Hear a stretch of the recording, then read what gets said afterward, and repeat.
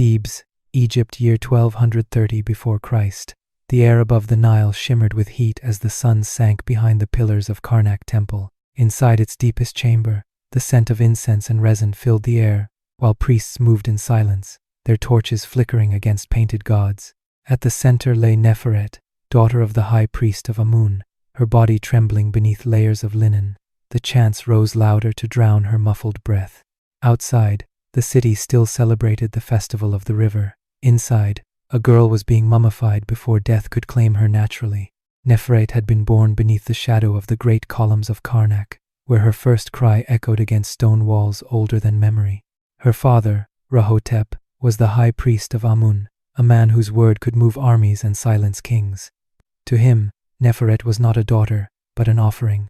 Her childhood unfolded within the temple's vast courtyards, surrounded by chants, incense, and watchful eyes. She learned to bow before idols before she learned to play, to recite prayers before she learned her own reflection.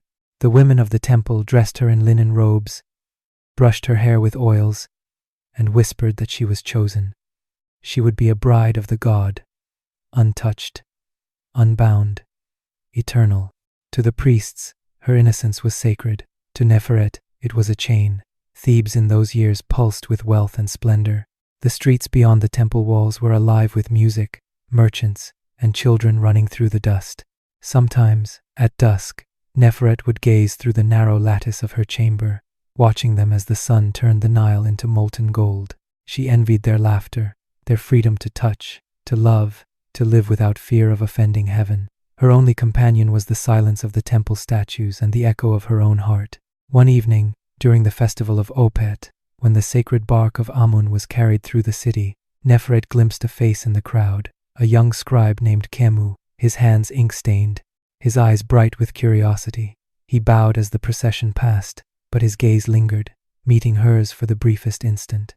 It was a look that should have meant nothing, yet to Neferet it shattered the world she had been taught to accept.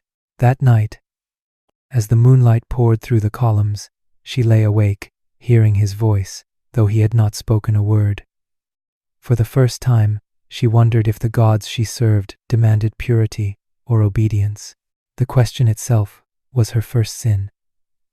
In the months that followed, she sought reasons to leave her chamber to deliver scrolls, to fetch water, to walk the same courtyards where Khemu worked. Their exchanges were few, their words simple, but her heart learned the shape of rebellion. Love was forbidden for a daughter of Amun, yet it bloomed quietly between them, hidden beneath the scent of papyrus and incense. And though neither knew it, the same walls that had sheltered Neferet since birth would one day become her tomb. The days that followed her father's warning felt heavier than stone. The temple walls that once seemed vast and holy now pressed against Neferet like a tomb. Every sound a footstep in the corridor, the rustle of linen made her flinch. The whispers had grown sharper. Servants who once smiled now turned away, muttering prayers under their breath, as if her presence alone could anger the gods. She had not seen Khemu since that night in the courtyard, and she feared that even thinking his name might draw the attention of the priests. The temple air smelled of incense and fear. Her father's eyes, once filled with pride, had turned to suspicion. He spoke to her rarely now, addressing her only in front of witnesses, his words formal, stripped of affection. The man who had raised her to believe she was divine now looked at her as if she were cursed. The silence between them hurt more than any punishment could. One morning, while she prepared the sacred oils for the ritual of dawn, a young servant girl named Iset approached her in secret. Her hands trembled as she whispered, "They are saying you spoke with a man outside the gates." Neferet froze. The words cut through her like a blade. "Who says this?" she asked, though she already knew the answer.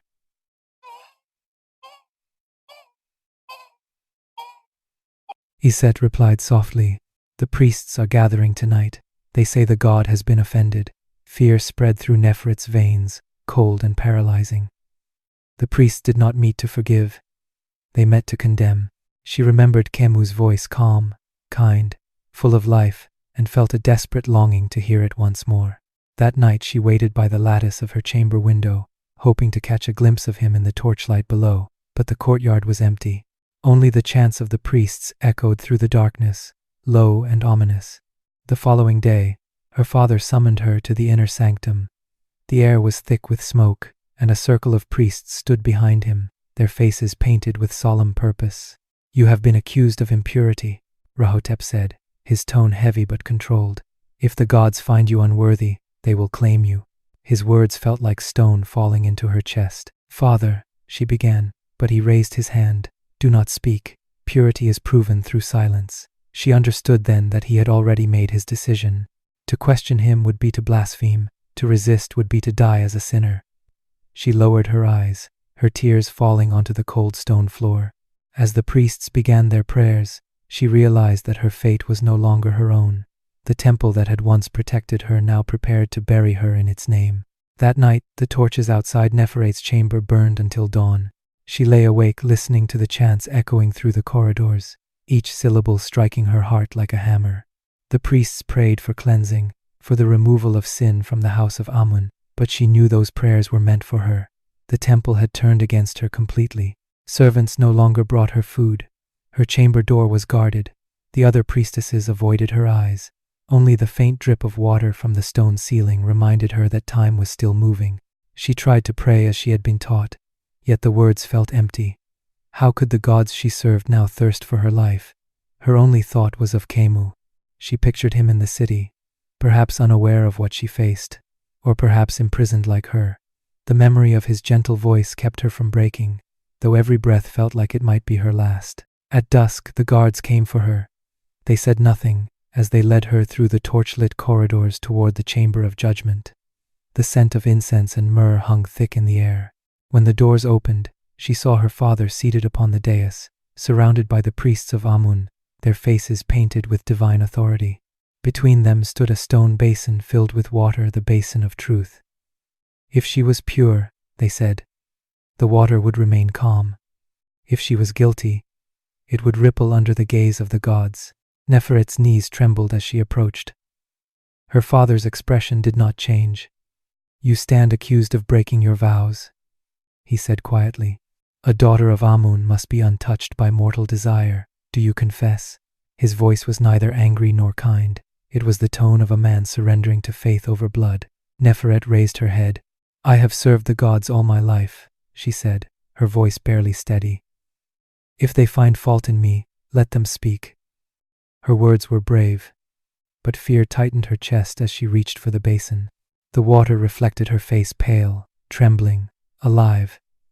She held her breath, waiting for the ripples. For a moment, the surface remained still. Then, as if moved by an unseen hand, the water quivered. Gasps filled the hall. A priest stepped forward, declaring, "The gods have spoken. She is unclean." The chamber erupted into prayer. Her father's hands clenched the armrests of his chair. He did not look at her. He only whispered, "May the gods forgive us both." Neferet was dragged away as the chants grew louder, the priests thanking Amun for revealing impurity. She did not resist.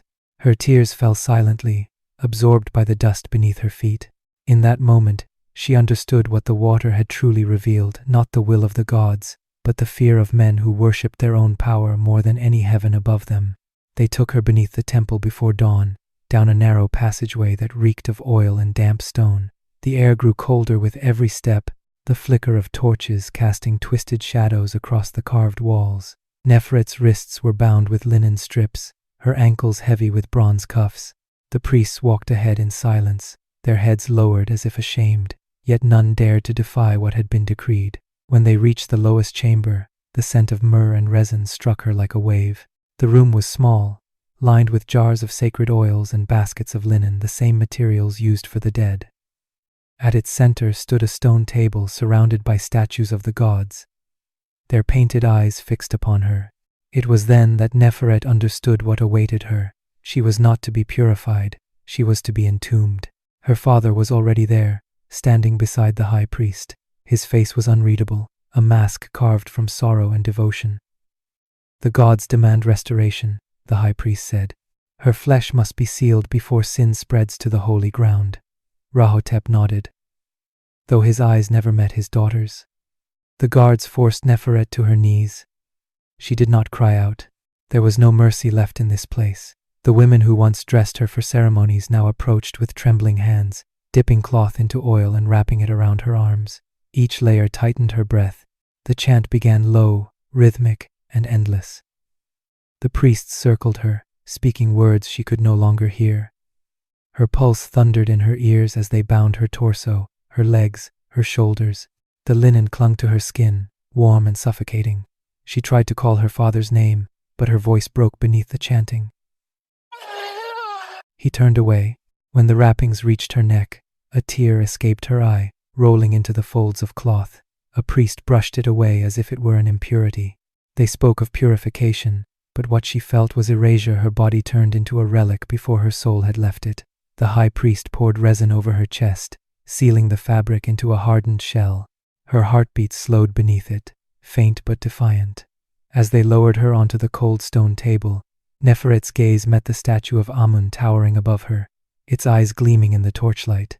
She had spent her life serving that image, believing it to be love. Now it watched her die without a sound. The chamber grew still as the final layer covered her face.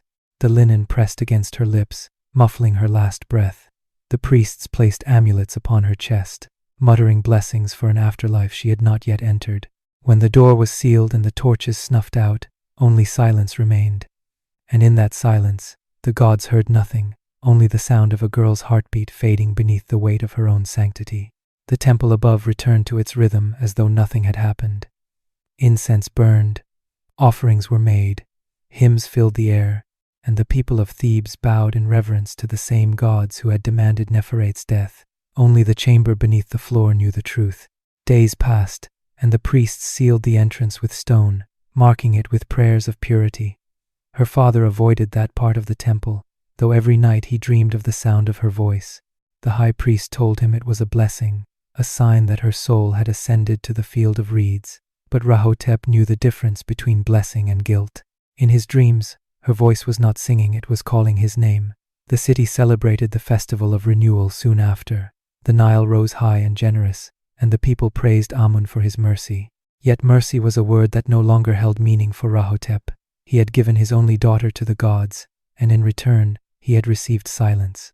Months later, strange rumors began to ripple through the temple. Servants whispered of footsteps echoing beneath the floor at night, of faint scratching behind the walls. The high priest dismissed it as imagination, but some said the gods were restless. One evening, when the torches burned low, Rahotep descended alone into the lower chambers, his lamp flickering as he walked. The air was heavy, the silence unbearable. He reached the sealed wall and placed his hand upon the cold stone. There was no sound now, only the memory of her breath trapped inside. His knees weakened, and for the first time in his life, the high priest of Amun prayed not to the gods, but to the soul he had buried. He whispered her name forbidden even in death, and begged forgiveness. The stone gave no answer. Decades later, the temple fell into ruin. Wind and sand devoured its grandeur, and the gods carved into its walls were forgotten. But centuries after Rahotep's death, when the tombs beneath Thebes were excavated by foreign hands, they found a sealed chamber untouched by time. Inside lay the remains of a young woman, her linen wrappings hardened into armor. Unlike other mummies, her mouth was open not in peace, but in protest.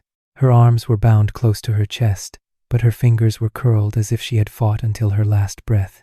The archaeologists called it unusual, the historians called it ritual. But the truth was written on her bones. Neferet had not been purified, she had been silenced. And though her name had been erased from every record, her story outlived the gods that condemned her. Her father had believed that the gods would forget her sin. Instead, time forgot the gods and remembered the girl who dared to live before she was allowed to die. Centuries passed before anyone spoke Neferet's name again. The desert had swallowed the temple whole, leaving only fragments of columns jutting from the sand like bones. It was in the early years of the modern age that an English expedition uncovered the ruins of Karnak's forgotten chambers. Among the dust and broken statues, the archaeologists found a sealed passageway carved with strange markings, not the proud inscriptions of pharaohs, but warnings. It took days to break through the stone, and when they finally opened it, the air that escaped was dry and heavy, as if the chamber itself had been holding its breath. Inside, they found the body of a young woman. Her linen wrappings were fused to her skin. Her body twisted slightly as though she had struggled long after the tomb was sealed. Around her lay amulets of protection and symbols of purity, yet her expression was not peaceful. It was terror, frozen in time. The lead archaeologist recorded that her heart had been found intact, unremoved, a sign that she had not been dead when she was buried. The discovery unsettled even the most skeptical minds. News of the living mummy spread through Cairo and across Europe. Scholars debated whether it was a punishment, an accident, or an ancient ritual of sacrifice. But one inscription, etched faintly on a wall beside her, silenced their arguments. It read, "She was offered to the god for the cleansing of sin." Those words revealed what centuries of silence had hidden, that Egypt's quest for divine order had demanded human suffering. The mummy, once a daughter and a priestess, became a relic of both holiness and horror. Her story was retold in whispers, each version more tragic than the last. Some called her the bride of Amun, others the unfinished soul.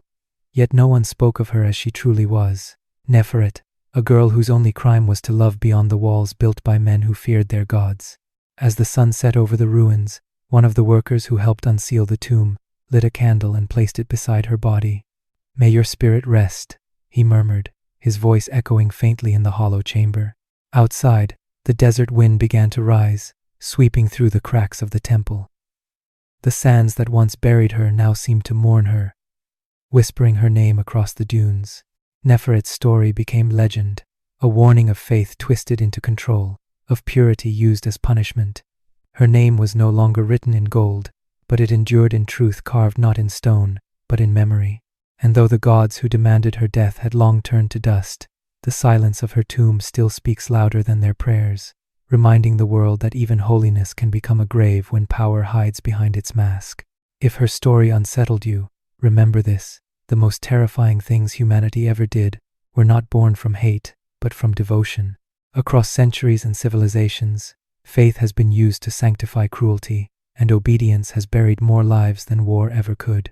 Neferet's death is not just Egypt's sin, it is a mirror reflecting every age that silences its daughters in the name of purity.